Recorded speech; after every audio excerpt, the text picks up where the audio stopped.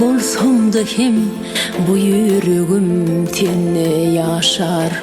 Vatan senin tarafına kalbim derya bolup coşur.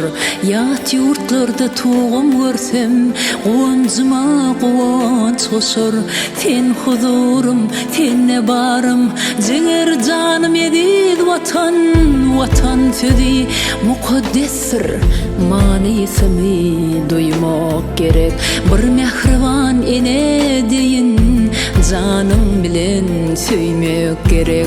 Taqdim edip yüze silip, toprağımı öpmek gerek. Özge vatan hiç gerekmez, cennet reyhanım vatan.